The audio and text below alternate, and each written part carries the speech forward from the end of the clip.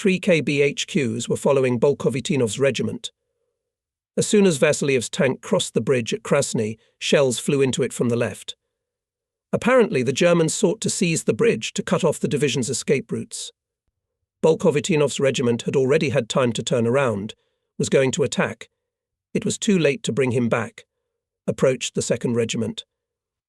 Vasiliev ordered it to move after him, and he himself stood at full height behind the turret, and, having deployed the headquarters KB, led them in the attack. The tankers of the 2nd Regiment, seeing the commander rushing to the attack, pressed the gas to the limit, jumped over the bridge, and turning around, overtook him. But Vasiliev remained standing in full view of everyone until the Germans were knocked down to the river. I was surprised that he tells about it with admiration. It was good that the Germans had no infantry, and if they had the first machine gunner would have taken off the commander. So I told the delegate about it. Yes, he agreed. Communication failed. It turns out that Vasiliev tried to call before the attack on the radio regimental commanders, but for some reason could not call. He sent out a Pakachnik and operatives of the headquarters. They found the regimental commanders after the battle. That's why the colonel and had to manage the battle by personal example. Of course I thought the colonel personal bravery has done a lot, but still parts of the division fought independently, each at his own risk. There was no common management of them. So it turns out the bravery and the soldiers and commanders have a lot of courage, but not enough organization. It was about 10 p.m. when the commander and I arrived at the division headquarters, located on the northern outskirts of Buke. Vasiliev, who was interrogating a captured German officer, said that now the chief of staff should come and we would get the packets. In the meantime, sit down. The prisoner Oberleutnant, adjutant of the commander of the tank regiment, a young, already greying German, speaks Russian well, which he learned in his youth, when he worked somewhere in Russia as a mechanical engineer. He stands at attention. He answers questions cheekily, sometimes ironically. Tell me, the colonel asks him. Do you know why Germany is at war against Russia? I do, he replies. Why? The Führer ordered it. That's not an explanation. I want to know the motives. The Führer has declared the motives, says the prisoner. They must be known to you. And in general, I wonder why you, a Russian colonel, did not ask me first of all what regiment and what division I am, but ask irrelevant political questions. I am not a politician, I am an ordinary German officer. 2 months before the war one knew you from your card, I knew that you were Vasiliev, commander of a tank division, participated in the Finnish and Mongolian campaigns, awarded the highest order. I know all your regimental commanders. I know your chief of intelligence. And who do you know from the German senior officers? I knew every 2 hours yesterday where your division was, and you didn't even know that we were coming to intercept you.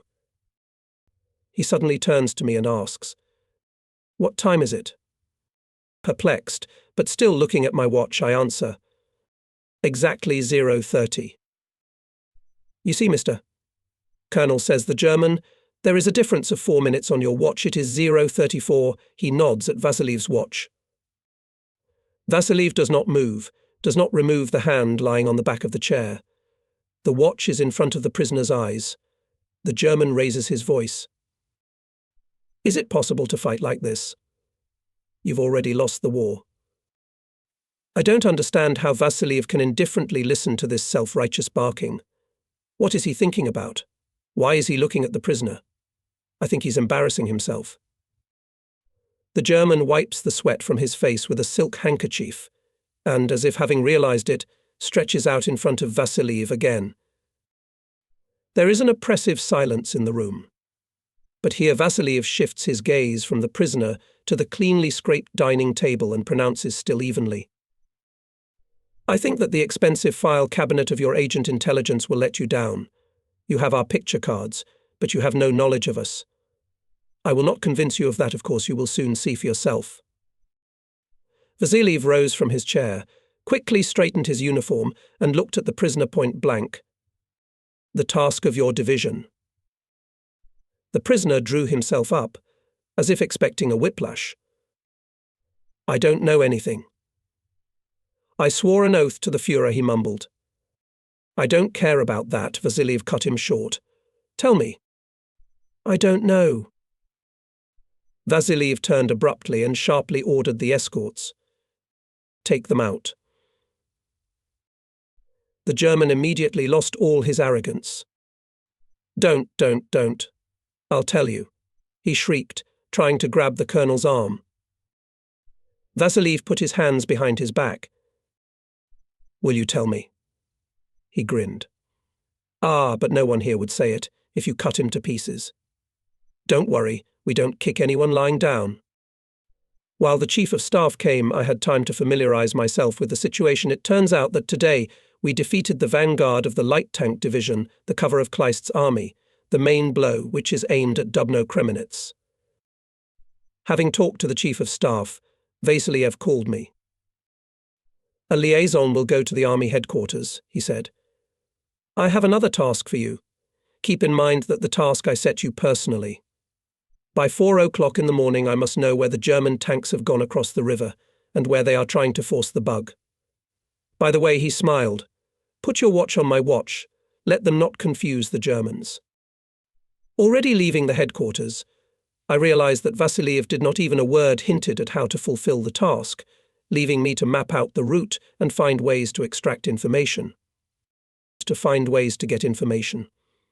I remembered his tone when he had set the task. Apparently, it didn't occur to him that it might be difficult for me. Strangely, he seems to have more confidence in me than I do. I'm afraid my accidental success has given me an undeserved fighting reputation. Maybe I should have told Vasiliev I wasn't a line commander after all. Where to start reconnaissance north of Krasny or south, crossing the Western Bug or its tributary. The Germans could bypass us both from the north, to Broady, and from the south.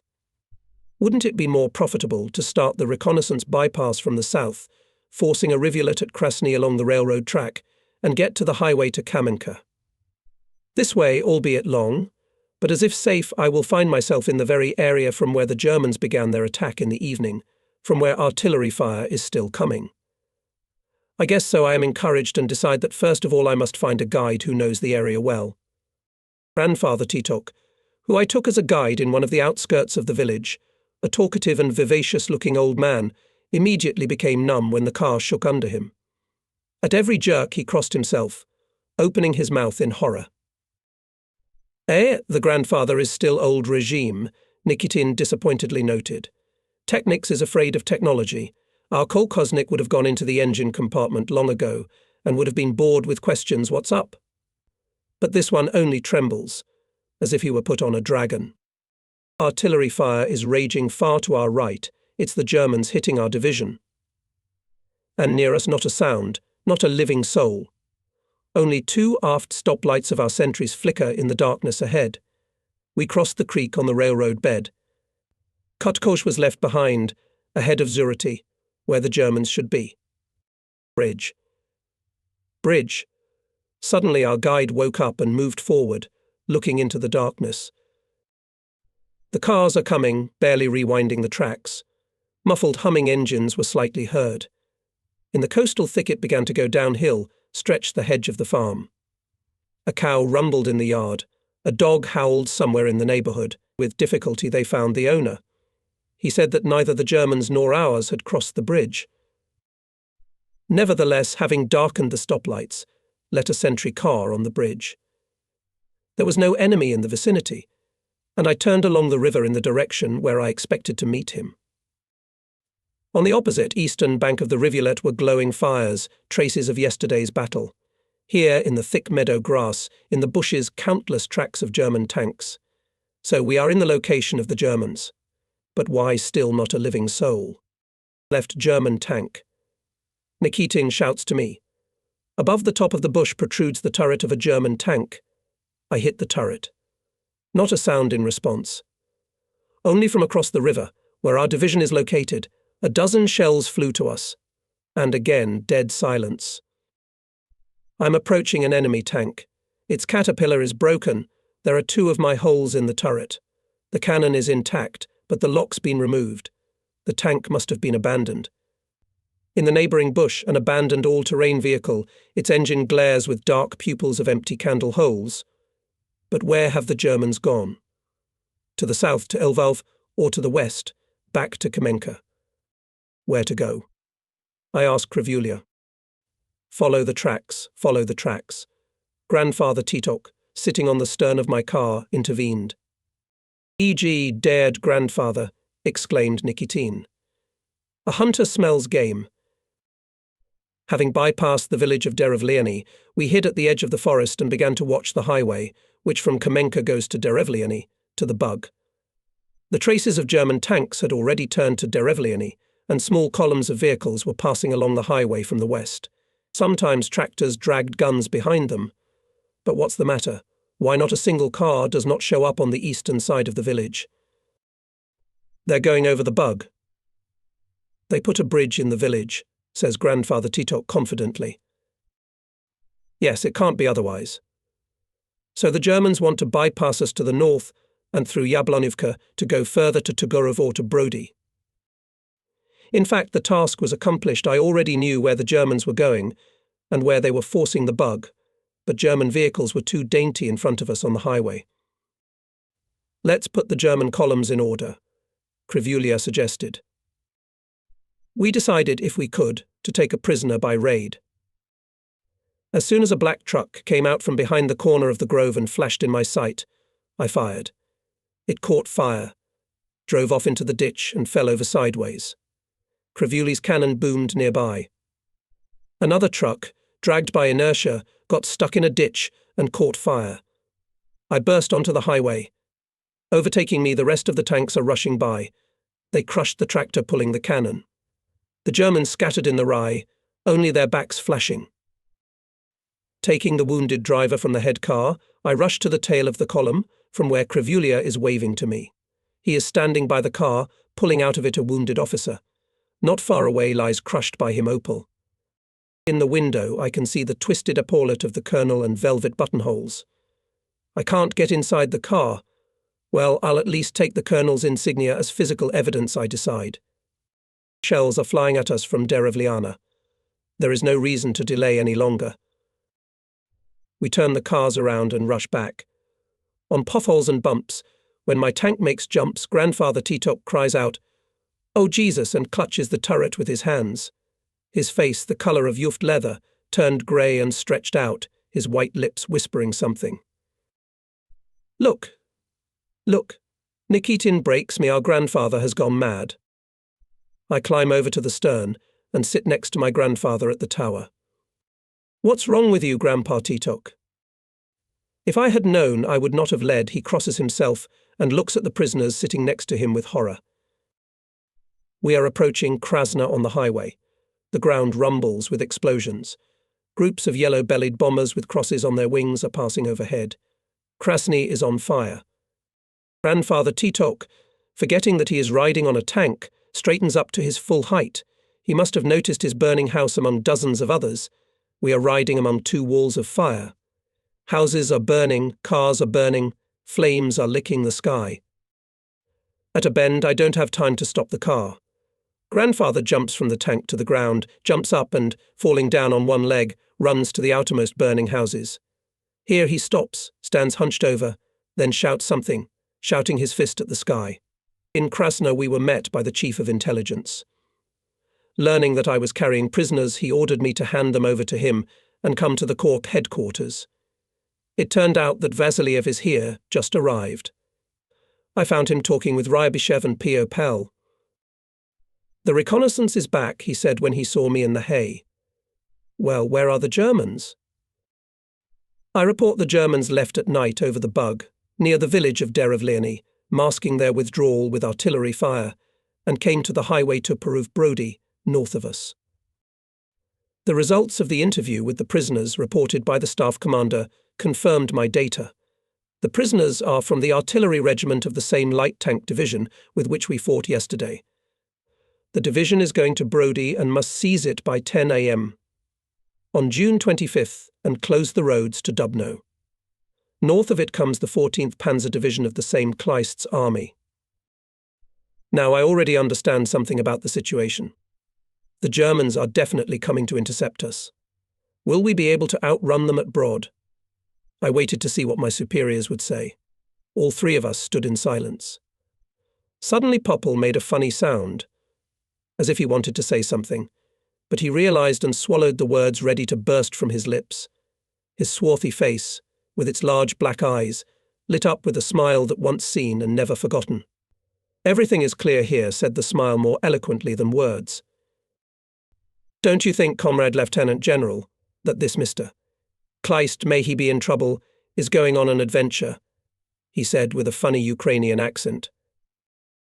The general looked at him incredulously. "How is this to be understood?" he asked. "It seems to me that he wants to tie up our corps with his cover, this unfortunate division, and the main forces to jump out through Broady to Kremenets."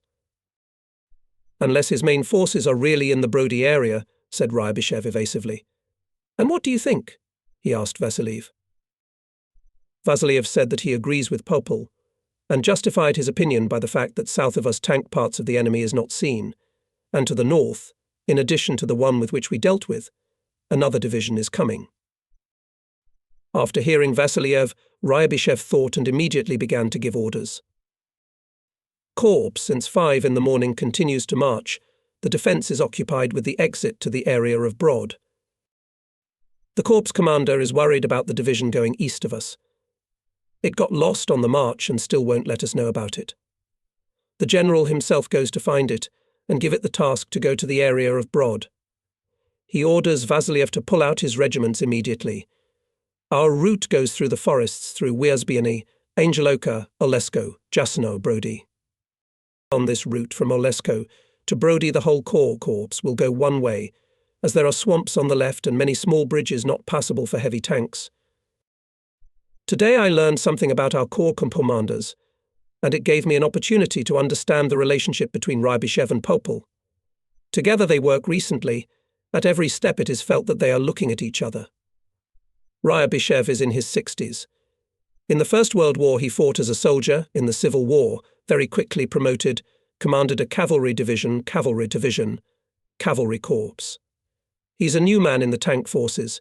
He took over our corps shortly before the war. Maybe that's why, as it seems to me, he feels not quite free, although he is a man of great military fame. Popple in the Civil War was also a cavalryman, but in the tank troops from the first days of their existence in the Soviet Union. It can be seen that he knows the technique very well, better than Ryabyshev, but when they are together, this superiority is imperceptible, at least it does not strike the eye. I understood their relationship as follows: Popple advises very carefully, and Ryabyshev cautiously accepts advice. It's amazing how Popple changes in conversation. When he is silent, look at him and think stern, unapproachable, but only says a word, you can immediately see that a cordial, soft man. They say that phlegmatic people are not able to work, but Popple, in my opinion, in everyday life is clearly phlegmatic, but when he works, the energy in him beats like a key. This time the first company went on a reconnaissance. We were given half an hour's rest. We snored together. Krivula had to work hard to wake up the crews, including me. We're in the second echelon with the division headquarters. The sky is still calm, the forest too. By 10 o'clock, the first echelon Bolkovitinov's regiment in the area of Yasenyuv met with a reconnaissance party of the German light tank division, which bypassed Broady from the south and cut our road. Bolkovitinov overturned this detachment with a heavy battalion, drove it into swamps and forests, and continued moving to Broady. The drivers of the cars that meet us say that the Germans are already on the western outskirts of Broady. I received the task to go out with a platoon of my company in a reconnaissance patrol, to conduct reconnaissance in the direction of Broady, Chervonormysk and Komarovka village before meeting the enemy. On the right side of the highway to Dubno is our reconnaissance group, and ahead should be parts of the two Mekorps. I overtook the first echelon already near Broady, which was bombed by German aviation. Then it went towards our division. Broady and Chervonormysk are packed with all kinds of troops. Behind Chervonormysk single trenches of infantry, there are separate groups of fighters going through the woods. At the chapel in front of the bridge over the Sitenka River, 2 light armoured cars. I asked the lieutenant, looking cautiously over the river, Who are they? It turns out that they are reconnaissance of one of the corps, which, according to the intelligence information of our division headquarters, should be ahead of us. I learn from the lieutenant that his corps is withdrawing to the left flank. And who's ahead? I ask. There are no Germans. There are Germans in Komorówka, he says uncertainly. So much for the intelligence. I move out to the northern edge of the forest, and from there I keep watch over Komorówka. There is some strange movement there, but no Germans are visible. Far to the right and left you can hear the rumble of masses of vehicles. From the northwest corner of the forest jump out 2 tanks. The edge of the forest is holding the direction to us. By the characteristic fast running and nose rocking I recognize BT. They are literally covered with tankers. I go out to meet them. The tanks stopped abruptly. A tanker jumped out of the turret of the front one and headed towards me. Those sitting on the armour scattered around the vehicles. "Hey, who are you?" asked the tanker who came up to me. From under the wide resin eyebrows, crossed on the bridge of his nose, inflamed eyes looked at me. Such eyes I saw in comrades, loaders of our artel, after 3 days of orals in the port of Mariupol, when we saved the country gold rubles, which had to pay for the downtime of foreign ships. "And who are you?" I asked and involuntarily smiled. He looked at me very warily, not taking his right hand out of the pocket of his Kurzovy jacket with a burnt hollow and sleeve. It must have been because I smiled that his wariness disappeared at once, and he shouted cheerfully to those who remained at the tanks. "They are our own." Then he turned around again, took his hand out of his pocket and trustingly extended it to me. Politruk Samylov. I introduced myself. "What unit?" I asked him. "Colonel Anikushkin's division. Have you heard of it?" "No, I haven't heard of it." "What kind of paratroopers are these?" I asked, pointing at the tankers. The Germans burned their tanks, and they barely escaped on 2 of them. When I saw you, I thought, that's it. Got in the crosshairs. "How could there be Germans here?" I asked. My irony didn't get through to him. "Where from?" "Over there in that village we drove right up to them, and barely escaped. You don't believe me? Ask Major Ustinov." He pointed to one of his group. "He is the chief of communications of our division, and will not lie." The unexpectedness of his argument made me laugh, although the news was far from cheerful. So much for the 2 corps ahead again, I thought, and aloud said, "Where is your division?" "That's what I wanted to ask you." "What do you mean?" And so, you see, we went from Radzichev to look for the headquarters of the front, or Corp me, and Major Ustinov. He's got nothing to do anyway. There's no radio communication, so the commander sent him with me to fix it. We drove, we stopped in Tarnopol. The commander is there. You see, there's a map hanging all over the wall. Major Ustinov reports the commander marks on the map. I see that there's a sack drawn on it with a blue pencil, and our division is at the bottom of the sack. Then I thought our business is tobacco. The commander says the situation is serious, take the order, I want to see the commander in the evening. We arrive, we give the order. The commander reads it, says we have to look for the corps. He sends us again. We're on our way again. It's night all around. We found the village where the corps stood. We arrived Germans. We scratched ourselves a little. We broke their armoured car. We're going back, the sun is rising. We're approaching Radzihov.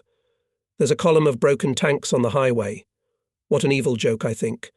But the major is already shouting Germans on the left, tanks I shoot, 2 were hit. I turn around, we're moving away, and a shell hit me in the side. The car was on fire. The major and I jumped out, the mechanic was gone. I put on a gas mask, went into the fire, fumbled for my belt, grabbed it, and pulled out the mechanic. Together we ran into the forest. I see 2 BTS from our reconnaissance battalion in the forest, and the crews from the burned tanks are on them. We sat down and drove through the woods. We came out here. And now where? I don't know where my division went, and he sighed heavily. I said that I saw many tanks in Chevonormysk. They must be ours. rejoiced the political officer. Look, friends, the Germans are near.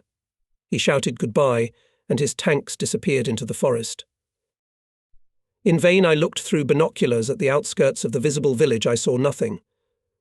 The village seemed to have died out, and suddenly a shrill whistle sounded above us, as if the wind blew through the treetops.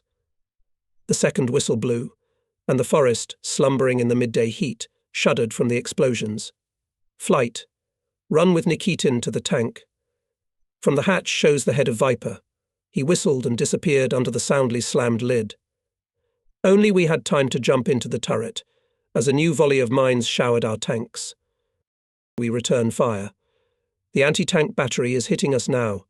We're retreating behind the bridge over Satinka. I decide to hold the bridge until the approach of the division. My radio overcame the distance and contacted the headquarters. I report where I am and where the enemy is. Meanwhile, his light tanks are boldly approaching the guarded bridge. This, by the way, complements my information to the division.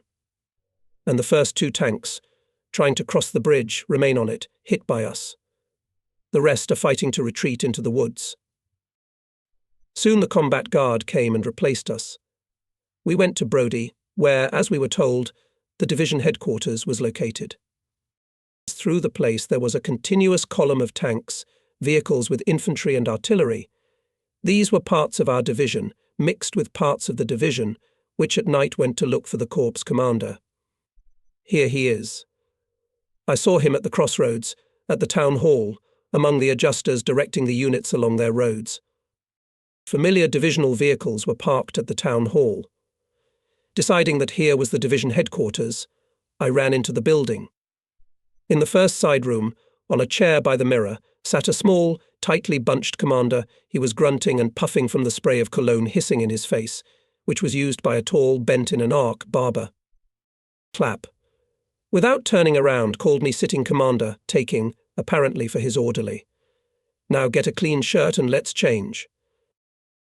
I immediately recognized Popple by his voice and stepped towards him, confused by surprise, but he shouted at me. Not here, but in the next room, you fool. Why do you need laundry without a bath? Surprised the barber. Odd man. What a bath. Before the battle it is important to put on clean underwear, and to wash yourself in heaven. They will wash you, said Popple, rising from his chair. I went up to him and reported that I was looking for the division headquarters. It's not here, Popple exclaimed. It's on the right side of the road to Chervonormysk, in the forest. Having found out that I was on a reconnaissance mission, he began to ask me in detail where I had seen the Germans and where and which of our units I had met. In farewell, he said. Tell the boys there, don't let them get ready for the big fight. Returning back, I saw him standing at the crossroads at the place of Rybyshev. He was sorting the column, directing the units in different directions to their defence areas.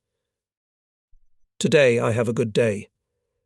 On my way to the headquarters of my division, to the right of the highway to Leshnyov, in a sparse forest, I came across the headquarters of Major General Baranov's Metavision.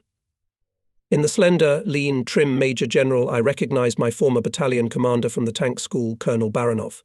He also recognized me, smiled with the edges of his closed lips, and, calling me to him, extended his hand. How do you feel, my pupil? He asked, looking me over. I'm not a fish out of water yet, I confessed. There are many things I don't understand. I believe you, he said warmly. When I was a young lieutenant in 1914 on the German front, everything seemed incomprehensible to me, some confusion, a mess, I think. I'll be lost here. It was a bit scary, but then I figured out what was going on, and I became a fighting officer. I got acquainted with the Golden George. When he found out that I was a commander in a tank division and not a technician, he admonished me. We build equipment, we build, we fight, we fight. That's how a Soviet man should be. You did the right thing. Support the honor of our school.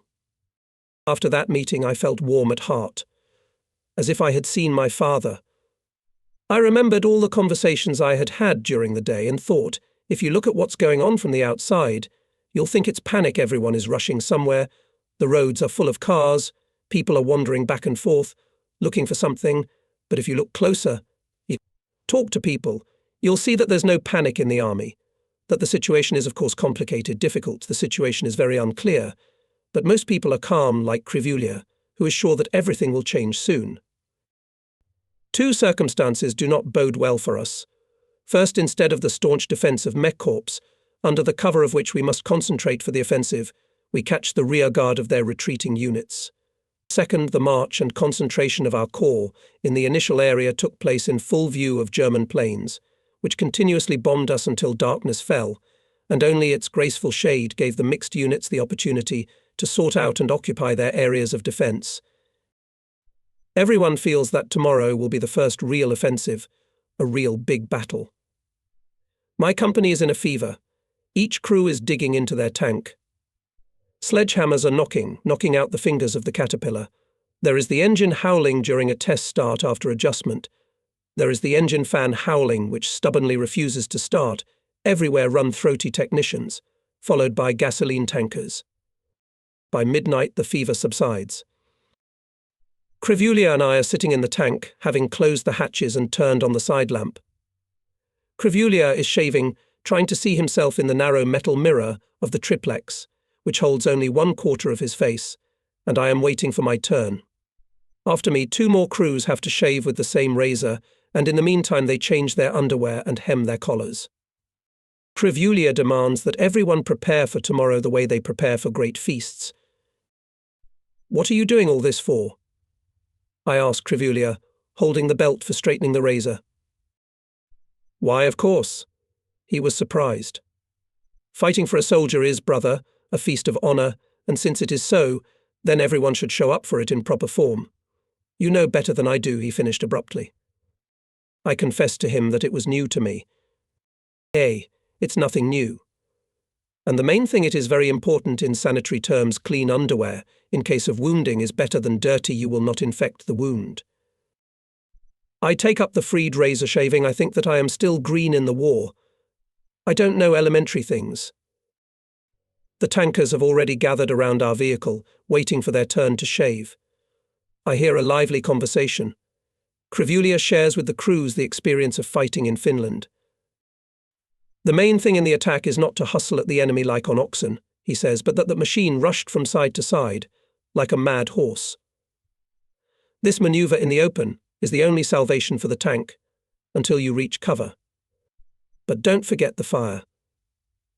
Remember, throw to the side and fire where the enemy shoots at you.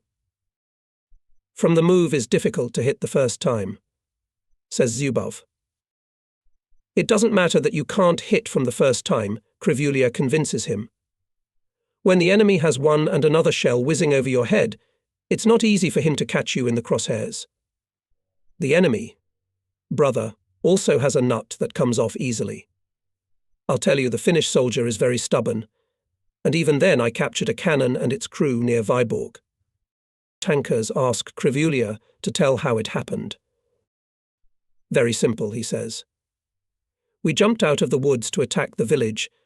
I see that a cannon hit me from a ruined barn and missed a miss. I sent a shell there, counted in my mind to 10, as my petty officer advised me before the attack, and threw the tank to the right 45 degrees. Only I manoeuvred. I see a second shell ricochet to the left. I the return shell and again count 10 and manoeuvre to the left. On the 4th manoeuvre I hit the cannon and knocked out the whole crew. Then, when I put the wounded Finns on the tank, their lieutenant said to me, I just take the sight, shoot, look, and the tank disappears in the sight. I have to turn the gun. God himself protects you." "Not God," I said, "but the petty officer." "It doesn't matter that he's not a god, but for the tank, Comrade Politruk, you should pray to him morning and evening," says Viper. "Now hold on," shouts to me Crivulia. "Tomorrow your mechanic will be so tossing the car from side to side that you won't find where the west is and where the east is." When I shaved, the conversation was already going on that on the ground with the Germans tomorrow we can cope, but the aviation perhaps will give light, as Nikitin put it. Crivulia also had a case in Finland. "Who hasn't seen the MiGs?" he asks. "We have. They all say only fluff flies from the Junkers. Soon the sky will be clear, but we can't count on it tomorrow. We must have our own tactics and practice. Everyone was very interested in what this tactics practice was. I had such a case in Finland, continues Krivulia. They didn't see any aviation, and suddenly on the day of our offensive there was German aviation, but the pilots were Finnish. The Germans are now bombing in a cluster, but the Finns are not. A Finn chooses a tank, and until he bombs or uses up his bombs he will not leave. It was an attack on an open field. We had just come out of the forest and a light bomber followed me. I shouted to the mechanic that the plane was chasing us. The mechanic was not a brave guy, it was his first time in an attack. Obviously he was in no hurry and stayed behind everyone. That's why we were favoured by this Finn. My mechanic was scared and went full speed ahead. I'm watching the plane.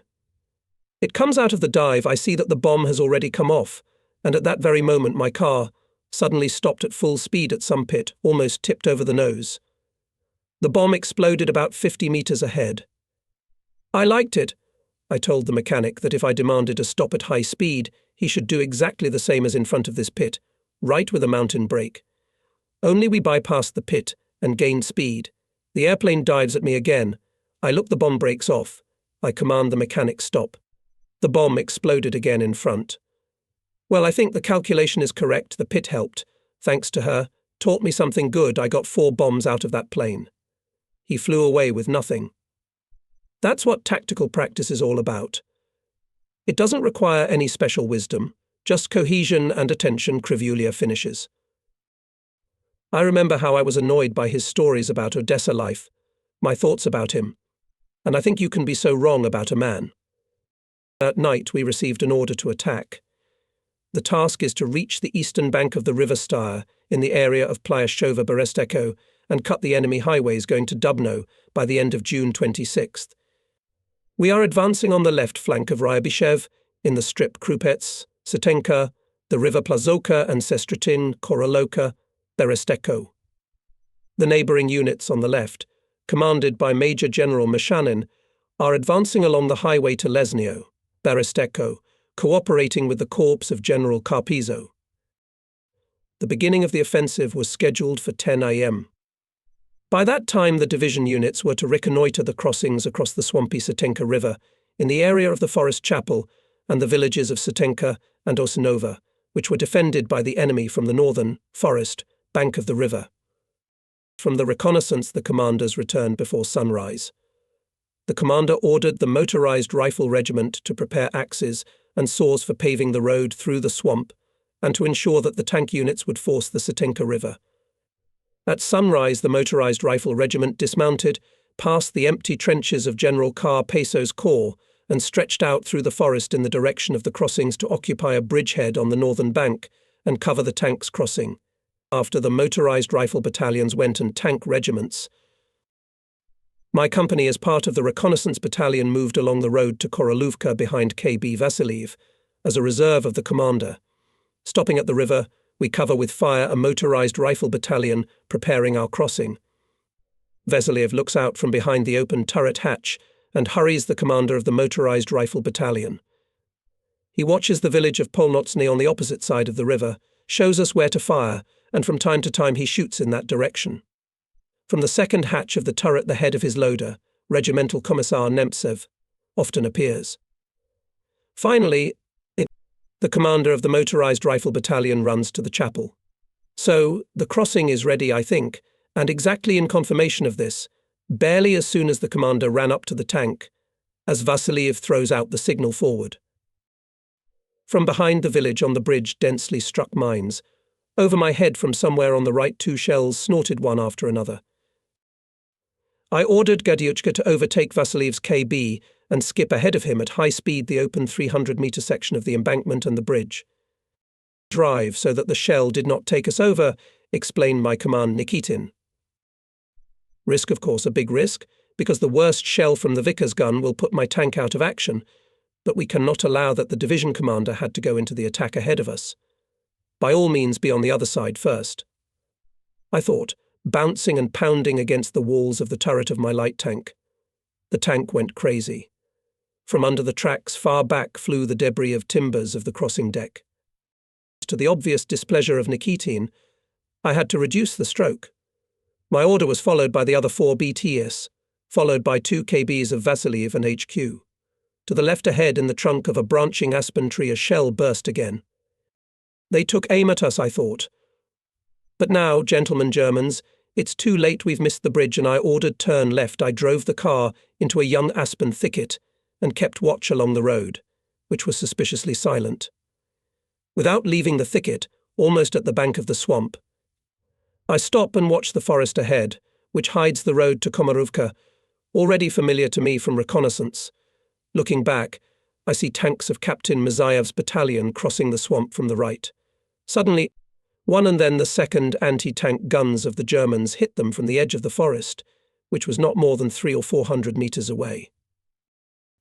Aha, lovebirds, opened up. Nikitin rejoiced. Now you are finished, and reaching to my ear, as if afraid that the Germans would hear him, whispered now with them, KB Vasiliev's KB will deal with them. And maybe we'll attack? I asked. No way, Comrade Commander. Stand still. He threatened me with his finger. Otherwise they will send us to our great-grandfathers at the sound of an engine. Dense aspen and willow trees covered us from the Germans and them from us. In order to attack them, we had to either go to the open road or, as blindfolded, wade through the thickets and run into the guns at point-blank range. Neither of those things suited us. Run, show the commander where the cannons are. The commander can see better from the road. Let him hit there from his, and then we will attack, I said to Nikitin, pointing at 2 KVs approaching us on the road. That's all he needed. Before I knew it, I saw Nikitin hunched behind the KB turret, showing Vasiliev where to shoot. But, to my surprise, no shots were fired. The KBS were gaining speed. Nikitin, who came running, reported. Kondiv is attacking and ordered us to follow him, not to linger near the swamp. Unpleasant remark, I thought, and giving the command to the others do as I do, went to attack the guns right through the aspen thickets. The KBS that were ahead on the road were hit by shells from somewhere in the woods. Coming out of the thicket at the edge of the forest, I saw Vasiliev's KB from the move, slightly raising its nose upwards, hitting a luxuriant bush, from under which 3 Germans ran into the forest. I did not have time to shoot at them, as an anti-tank gun hit the KB from a growing bush ahead of it almost at point-blank range twice. With the engine roaring and gaining speed, Vasiliev's tank, slightly turning to the left, ran into the bush. 2 Germans jumped out from under the tank's blistered nose and, running aside, shaking their heads in surprise, shouted something, either Hochsch Pi IC or Oi Russ. What devils? Nikitin shouted to me, or not afraid or mad with fear. Now we'll see. I shouted Nikitin in response and hit the machine gun to cut off the Germans' escape route, and then hurried to Vasiliev's tank. Only now the Germans noticed us, but it was too late. Krivulia approached them from the other side, and they raised their hands in the air. Vasiliev, who was looking out of the turret, called me over. Tell you what, fly straight to the northern edge of the Leshnew forest. There you will find the Corps commander and report to him that I was in a bit of a hurry. I went to the attack an hour ahead of schedule. Took the bridgehead. I am clearing the Komarova forest. Stay with the Corps commander until he comes to us. Then you'll bring him. I'll wait for his command on the northern edge of Komarova forest. It's also in the combat report, he said, handing me a sheet torn from the field book. And you are not wounded? I asked, noticing the dripping drops of blood and sweat on the colonel's sweaty face. No, it's the scale that bounces off the turret when the shell hits it, he explained to me. His eyes were shining. How happy he is now, I thought, and, glad that the commander is unharmed, drove the car to Leshnyov. Today I was convinced that German guns are not afraid of KB, even if they hit it at point-blank range. Remember those Germans shaking their heads in amazement, and you say to yourself, yes, a good tank. It is a pity that we have only 10 of them per division. It was about 10 o'clock in the morning when I sought out the Corps command. General Rybyshev and Brigade Commissar Popel were standing to the right of the highway to Leshnyov, on the northern edge of the forest in front of the swampy Slonovka River. To their right and left along the edge of the forest, from the village of Pulov to the village of Pyaski, stood the tank regiments of Major General Mashanin's division, deployed in combat order. Having given the report and reported what I was ordered to do, I drove off, as instructed by the general, to the T-34 tanks lined up along the forest edge along the highway and along the northern edge of the village of Pyaski.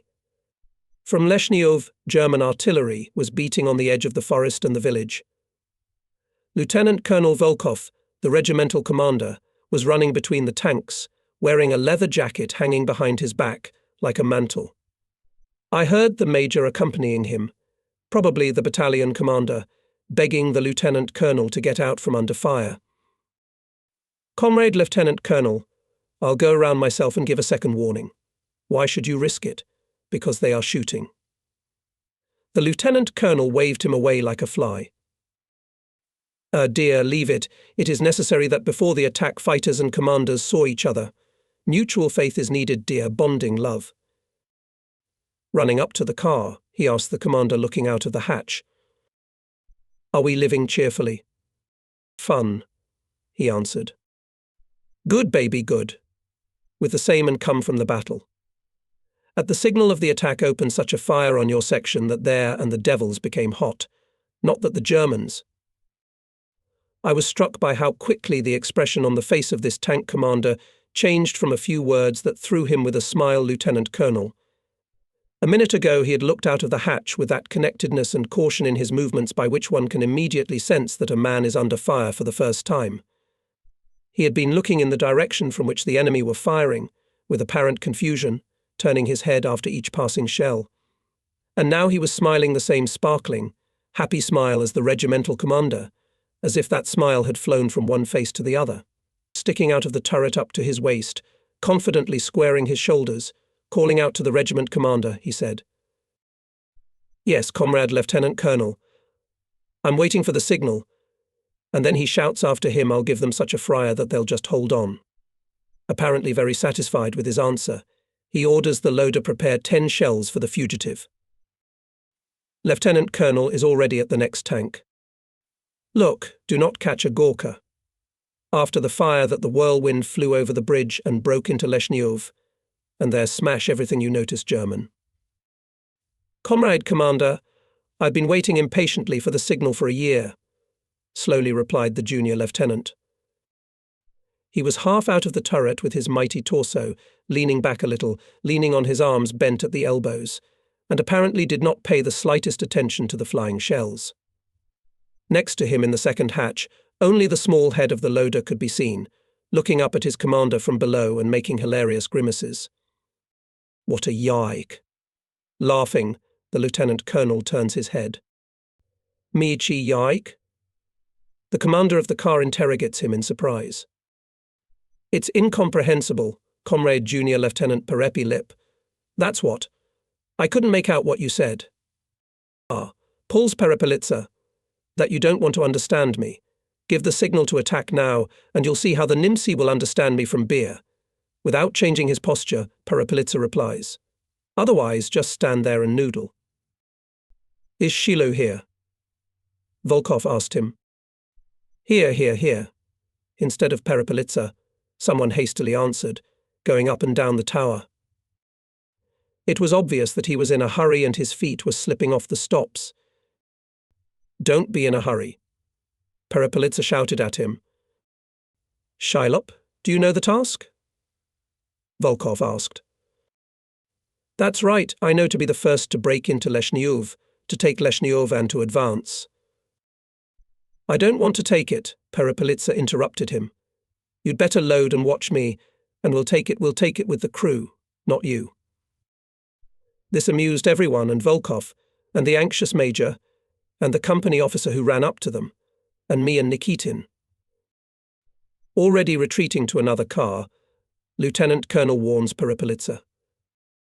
"Look, Junior Lieutenant Perepelitsa, your car will be watched not only by me, but you might say the whole of Europe. Let's signal quickly, so that the whole USSR will be watching me, not just Europe." All right, I'll respect your request. I'll signal you soon. Happy success, said the lieutenant colonel. Thank you, answered Peripolitsa. Inside the car, his thank you, like an echo, repeated in three voices the rest of the crew, which we did not see.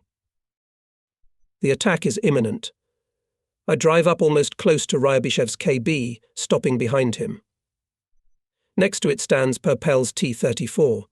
These two tanks, heavy KB and medium T-34, I always see them together as inseparable companions. By this pair, it is always easy to determine where the commander of the corps with his deputy in the political department. Now both the commander and his deputy are standing behind the stern of the Popolevsky tank. Ryabyshev dictates a radiogram to the front headquarters, and Popol, looking through binoculars over the river, something marks on his map. Major General Mashanin, the division commander, who came up to us on a BT, reports to General Ryabyshev about the readiness of the division to attack. Looking at his watch, Ryabyshev says, Vasiliev more than an hour ahead of us, according to the plan and US time. Let's start, says Popol. General Mashanin, to your place, orders Ryabyshev, and me and the brigade commissar will advance along the highway to Leshnyuvy. General Mashanin ran away to his place, and I got out of the car and came to the stern of the KV. It will be a hot day, Popol said to himself, undoing the collar of his gymnasium jacket and flapping the hips of his leather jacket. It reminds me of the way the rooks flap their wings lazily and reluctantly on a hot summer day when they are driven from the field. Kaju, a lot of lard will be wasted, said Popol, turning to Ryabyshev and wiping the sweat streaming from his face.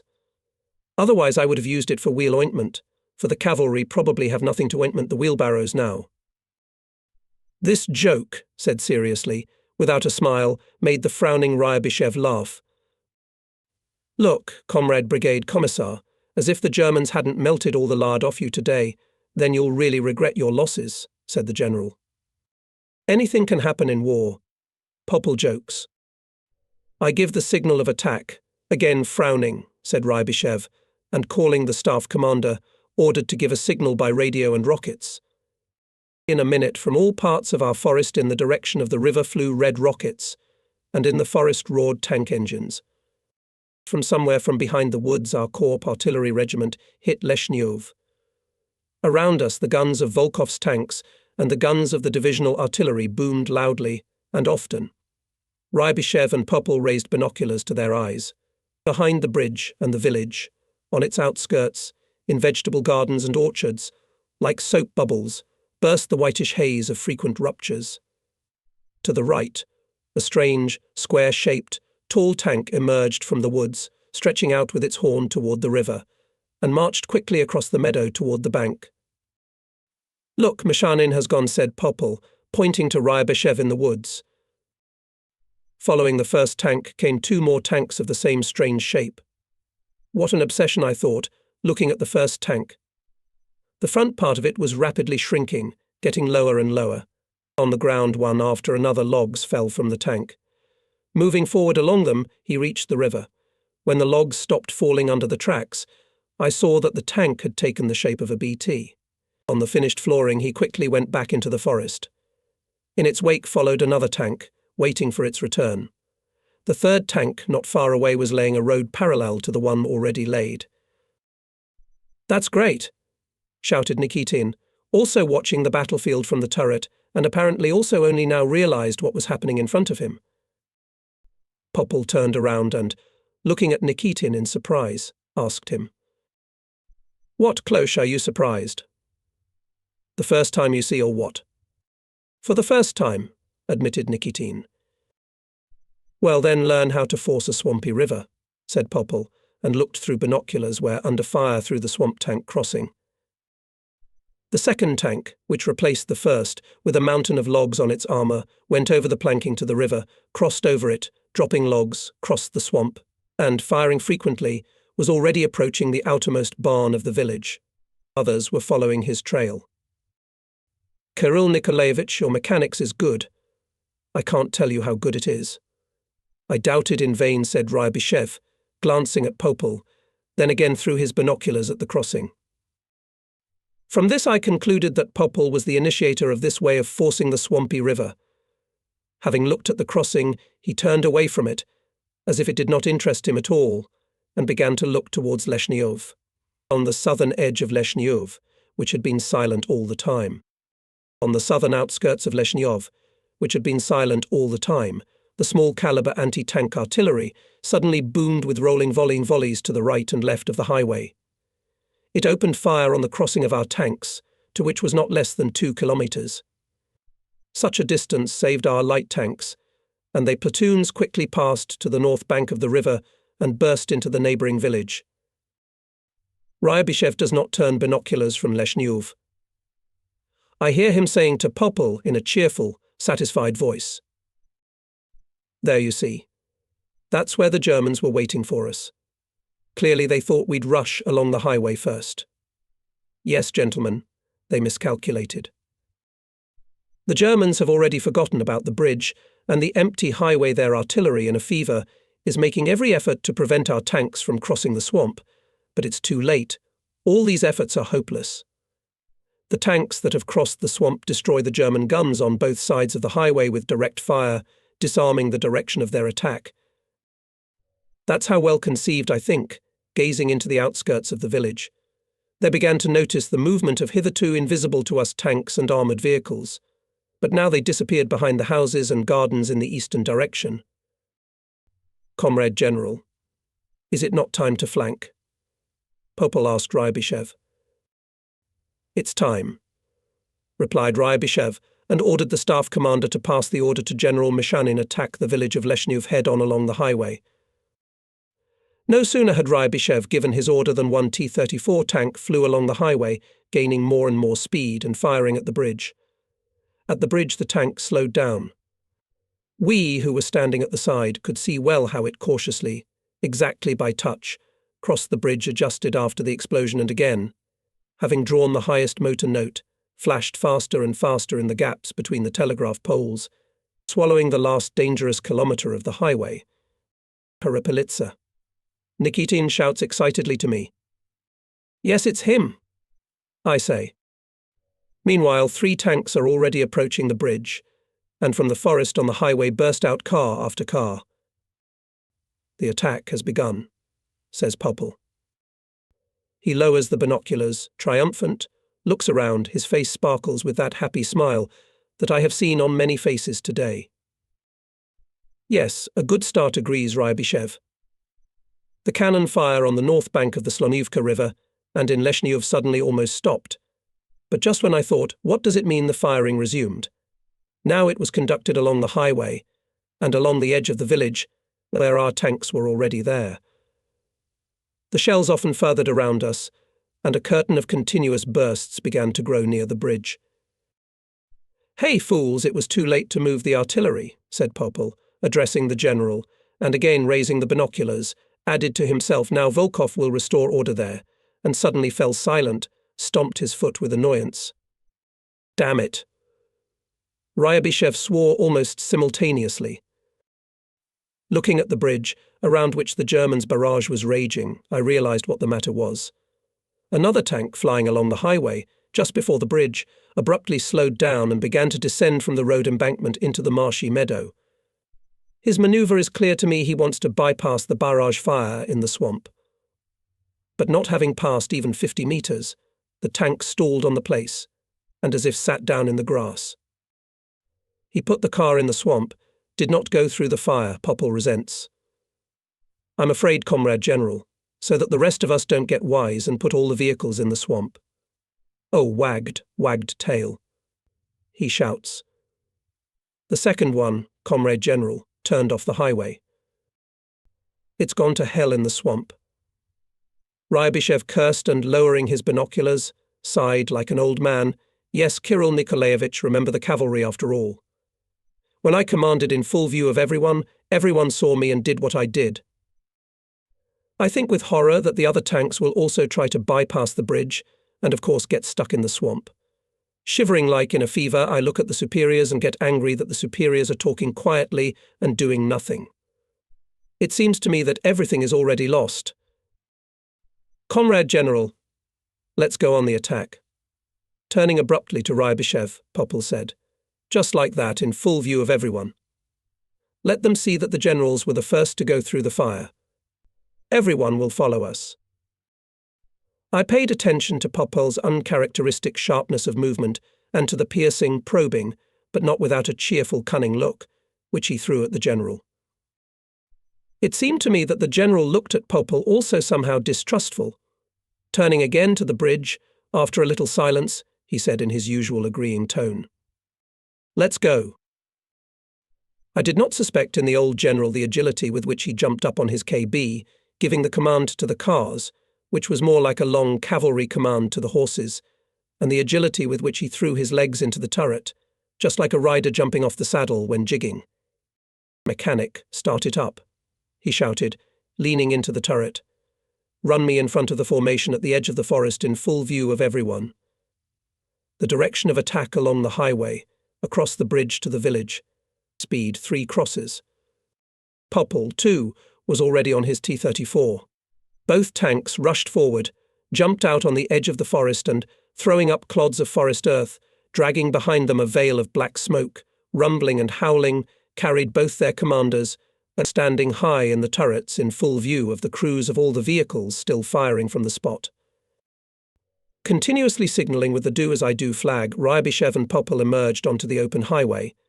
Here Popple's more dodgy and speedy car overtook Rybyshev's KB. What am I supposed to do now, I thought. "Let's go after them. Why are we lagging behind?" Nikitin shouted to me. Of course, after them I decided, climbing into the turret. Our BT barely broke out of the wave of tanks rushing to the highway, and like a hound on the trail, rushed after Ryabyshev and Popple, already approaching the bridge. The tanks rushing after us, blazing shots, formed a column on the highway. Well, now no barrage will not hold them back, I thought. To the German here.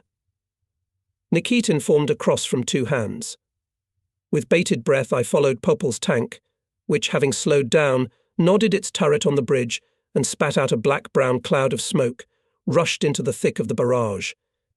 It seemed to me that the flames of bursts dabbed at its sides and rear. The nose of the tank disappeared in a cloud of smoke and dust that rose from the ground. My breath caught. I tried to exhale air from my chest and could not. Missing Commissar, I probably thought that, but I felt as if someone had shouted it right in my ear. But then the cloud of bursts settled, and I saw Popple's tank. Already with its hatches closed, it was heading toward the village. Its speed seemed to be even greater. I breathed more freely. The cannon of Popple's tank, turned to the left, gleamed with the fire of a shot. "Alive!" I exclaimed mentally, and in an irrepressible burst of joy, slammed my palm on the turret with all my might and shouted to my tank. "Well, dear, take us out too." The barrage was dying down, but when Ryabyshev's tank also entered its lane, the bursts began to burst out of the ground with a new force. They rose up in a wall. We're too late a flight, I thought, paying attention to the fact that the ruptures cut off the general's car from me. "This one will pass," said Nikitin, and, slamming his hatch, shouted to me. "Close up, it's our turn." But I did not care about that. One thought replaced another. Only I thought if the shell hits the upper armor plates, our tank will not withstand. As the thought flashes that for the 3rd time I see ahead of the wall of ruptures, growing after a few seconds of silence, that Rybyshev's tank managed to skip before its appearance, so they hit in volleys. We must take advantage of the interval. Having cheered up, I shouted to Gadyuchka in the intercom. "Cross the bridge, bring the tank close to the ruptures, turn on the 3rd speed, turn off the onboard and be ready. I'll give the command full throttle, turn on the onboard and take it out of the fire. You got it?" I ask him again.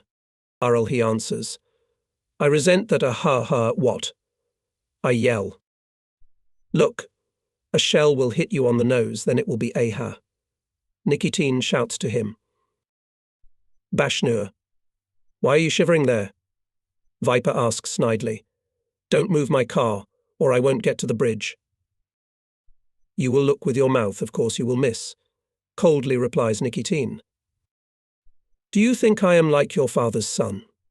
Snapped at the mechanic, already leaning against the triplex. Petty Officer Nikitin is listed as the commander of the machine, but in the battle I command, and he performs the duties of the loader, and the cunning Viper takes advantage of this, demotes Nikitin in 2 steps, and allows himself free treatment of him. But when Nikitin stays instead of me, enters into his rights as commander, the mechanic immediately imbues him with respect and honor, goes to you, and any joke made by Nikitin at his address, no matter how poisonous it was poisonous, swallows silently, without blinking. Bridge, warns Viper. I'm ready. At speed. The car stands. 50 meters ahead, explosions glisten. Forward. I give the command, and the tank jumps forward. I was thrown to the rear wall of the turret. The engine howled so hard that it seemed to be about to explode. My ears were pounding again, but the highway ahead was clear, with only occasional bursts up ahead. We overtook Ryabishev's KB and slowed down when we saw a T-34 smoking on the highway, with 3 men hastily working on its side. They were pulling the Caterpillar, trying to catch it on the teeth of the driving wheel. In one of them I recognized Popple. Come on, come on, come on! Or you'll get me too, he shouted, turning to us and keeping his pulling finger in his hand. 1 hoof is shot. It's nothing, nothing. They put 2 tracks. I'll catch up with you. Cunning. Nikitin laughs, pointing at the Commissar's smoking tank. I also thought at first that Popple's tank was on fire. It turns out that Popple put a smoke bomb on the stern, imitating a fire, and the Germans fell for the trick, stopped firing at him, deciding that this tank is already finished. When we approached the first courtyards of the village, from somewhere on the right we were met by fire of anti-tank guns, but it was the last battery, and Junior Lieutenant Perepelitsa was already crushing it with his tanks, the first who had jumped over the bridge. The commander of the tank, left by Perepelitsa on the highway to cover the bridge, informed us that on the northern outskirts of the village, at the highway to Beresteko, and on the western outskirts, at the highway to Sakharovis, the Germans were preparing for a tank counterattack. Now everything depends on Volkov's regiment. It must, without wasting a minute, strong groups to break out on both highways and prevent the enemy from using them to bring reinforcements to the Germans defending in Leshnuva. The enemy's fire intensifies. Volkov and his column passes us, and his tank split into 2 parts. Popyal's tank goes with him. Well, Comrade General? Asks Rybyshev Popple, smiling enigmatically from his turret. Attack the northern outskirts, answers Rybyshev, whose tank is standing next to us. I see. Mechanic forward. Commands Popple. General Rybyshev's KB goes next to Popple's tank along the street in the direction of Beresteko. I'm following the KB, pressing up against the houses. Volkov's tanks are moving along the right side of the street, and he himself is somewhere among them. One after the other 2 shells whistled nastily. From there. Popple shouted to Rybyshev, pointing with his hand to a stone house standing at the crossroads behind the church. Behind us the street was blocked by a wall of explosions, just as at the bridge. New batteries have appeared, I thought. Now the shells howled above us ceaselessly. Here and there a cloud of red dust rose above the stone house, and broken tiles rang, or long chips flew from the log walls. Comrade Senior Lieutenant, Nikitin says to me, let's turn behind the houses into the vegetable gardens and follow them to the edge of the village. The Commissar has already slammed the hatch, they are now to the side, and we will not have good luck. Popple, indeed, has shut the hatch, he is rushing, clinging to the houses. You see, this cunning Commissar is up to something and will get it to our nuts. Nikitin doesn't stop. Popple attacks the battery, Nikitin is right, we need to cover the houses, and go next to him, I decided, and gave the command to turn left behind the houses. Breaking fences and wattles, we catch up with Popple's tank. He walks beside it down the street and shoots somewhere. Ahead, behind the houses on our side of the alley, a heavy cannon armoured car is sneaking up on Popple, its white cross branding flashing in the gaps between the houses. Nikitin grabs another armor-piercing shell. I hurry to aim the cannon at the first gap between the houses. Here he is, my dove, I said to myself, aiming the crosshairs at the middle of the armoured car and anticipating the pleasure of how now I will pierce it through. But at that moment a cannon boomed from behind us, and the armoured car with the side of the vehicle blown off came to a stop. Looking out of the turret, I saw a T-34 tank firing nearby, with Popel's head hidden in its turret before my eyes. Nikitin, holding the now unnecessary shell at the ready in his hands, scolded admiringly.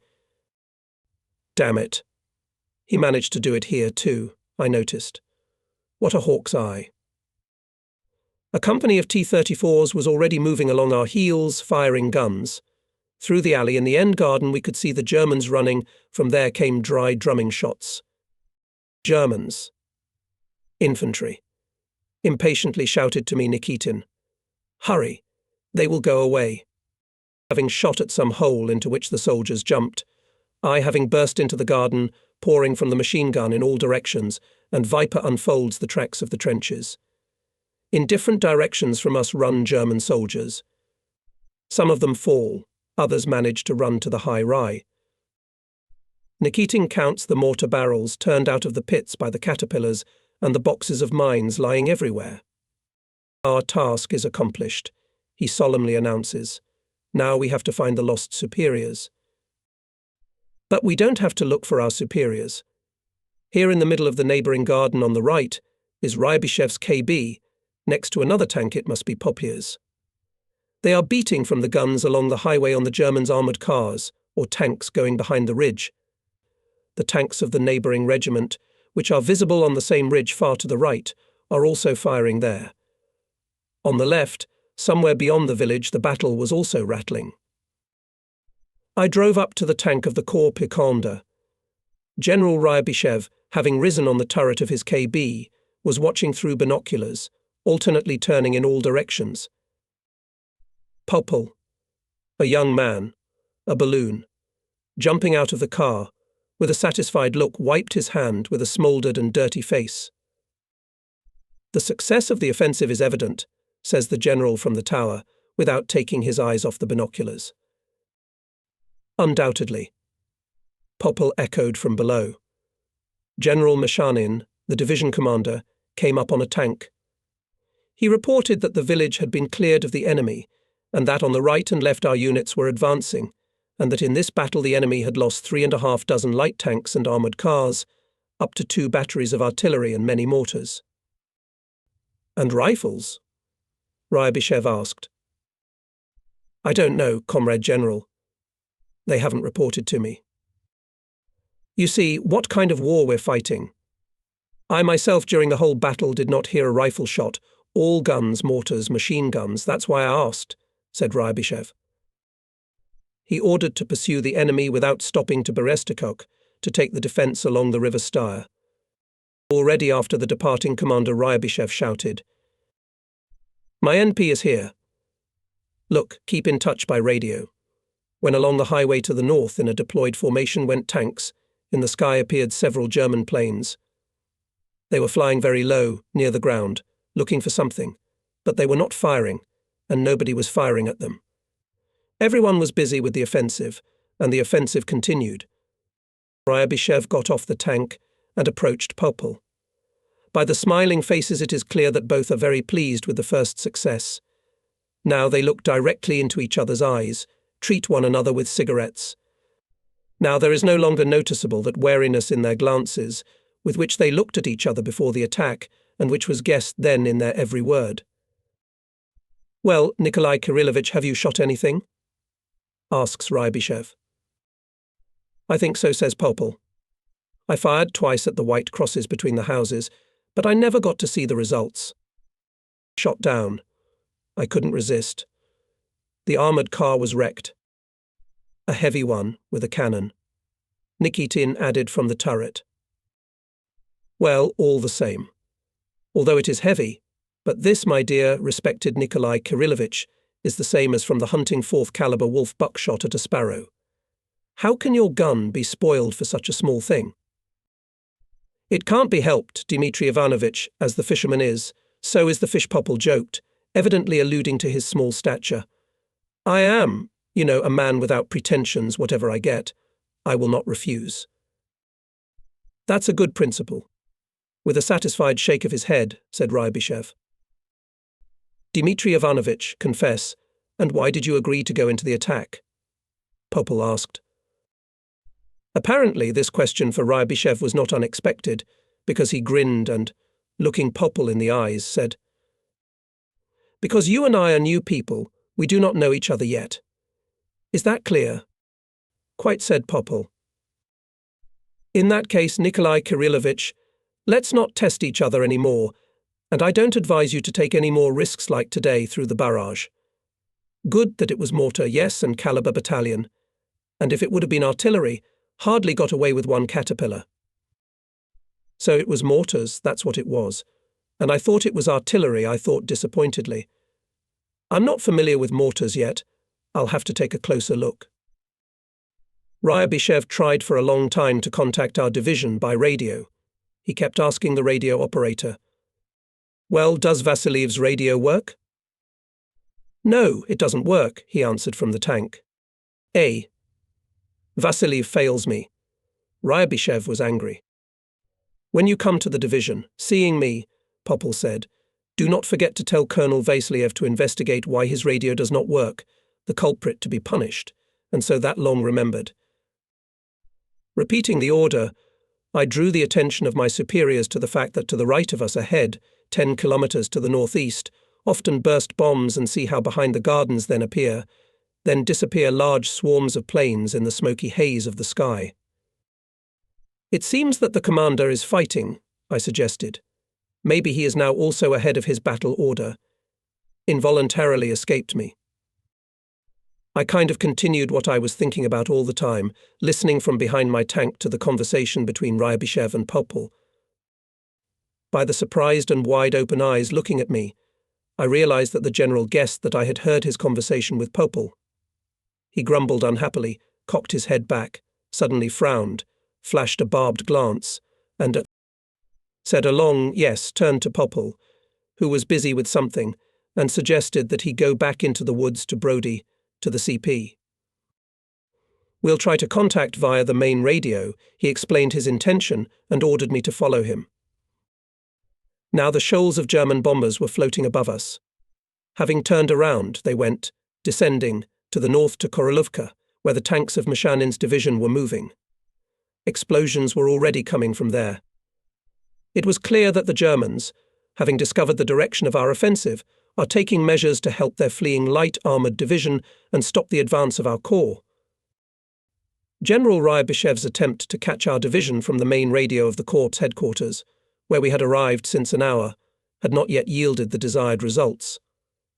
I am standing by my tank on the edge of a sparse forest and waiting for the next order. Here, on the edge of the forest, in 200 metres, huddled vehicles of the corps headquarters, near which a whirlpool of approaching and departing liaison vehicles. German bombers are flying over us, and somewhere to the right nearby bombs are deafeningly bursting. Jumping out of the forest, I see that the Germans are bombing the edge of the forest, where the headquarters of General Baranov is located. Our forest is bombed? Nikitin asks me. Ours. Hold on, guys. Now we will get a trochee from this dog wedding. For some reason with gloating, says Viper, sitting on the nose of the car, and lowered his legs inside his hatch. Hey, Oracle, hold your tongue, or the first bomb will tear it off, advises Nikitin. And what is this Oracle? Viper is interested. It in Athens once was such a chief liar, laughs Nikitin. I foresee that Viper is about to start with a half a turn. Junkers, threateningly, he says, raising his finger to the sky, and he himself is already looking into the hatch. Somewhere far away to our left, a bomb exploded, and another one whistled quite close to our right. Aha, Oracle, you liar, shouts Viper, who had time to dive into the car and shut the hatch. Get your university cough pack by the turret, Comrade Loader, or you'll lose it. The Viper doesn't stop, but Nikitin doesn't care about him anymore. Look, all run from the forest to the field. He reports his observations. Damn it, gave themselves away, now they will hit the edge. Hearing this, Gadiuchka, forgetting everything that was before, shouts to me from below and, as always in such cases, already in pure Russian. Comrade Commander, deeper into the forest. Since the people are from the forest, let's go deeper into the forest. They will not bomb the whole forest. Let's try, offers Nikitin. I agree, and only our car started to move, as not far to the left began to burst bombs in packs. Explosions quickly approached us, driving our mechanic. The tank went, wiggling between thick trees. The forest rumbled, groaned, and crackled. When everything quieted down, we walked through the mangled forest back to the headquarters. Broken headquarters cars were smoking, like white doves, and the glade was strewn with sheets of headquarters documents. I run up with Nikitin to the broken car, from which the antenna is sticking out. Nearby General Rybyshev rises from the funnel and, taking his head, bent and staggering, goes to another large funnel, in which behind two thick piled trees Popple bandages someone's head. Nikolai Kirillovich, are you all right? Asks Rybyshev. Huh? Popple interrogates him in a muffled voice. All right, I say. Of course, smiles Popple. A little scratch on the crumbs, he shows, and some thistle in my head, but otherwise nothing. And how are you, Dmitri Ivanovich? He asks the Chev, sitting down on the edge of Ryaba's funnel. Did you make a mark too? The medics run up and take away the wounded. Popple looks at the wrecked staff cars, shakes his head sadly, says, the day is beginning to spoil. Already spoiled, interrupts him Rybyshev. The main radio is shattered, the others are mangled. Only one from the operations department is left. Then there's nothing to sit around for. Let's go to Vasiliev, Popple suggests. Rybyshev orders me to lead them. No sooner had we left, as the headquarters began to dive on the newly appeared swarms of planes. During the first bombing, hiding in the woods, we did not see how much aviation above us, but now, from the road, wherever you look, everywhere there are swarms of planes, everywhere both far and near explosions. There is a large tract of forest burning, there are 2 groves smoking. There is a continuous crackling in the rumble of explosions. These are the explosions of the vehicles with fuel and ammunition that are densely packed in the groves. It is good that these cars were not on the highway, or it would be impossible to pass through it. At the smoking groves, the spots of burnt-out green grass attract attention. We stop and look at them. Phosphorus. Popple determines. Liquid phosphorus is watered, that's why the forest is burning. The bright sunny day became yellow and dim, like during an eclipse. Near Chervonomysk we are attacked by Messerschmitts. I leave the highway behind the houses. Rybyshev follows my example. Where's Popple? We didn't even notice how he fell behind on his T-34.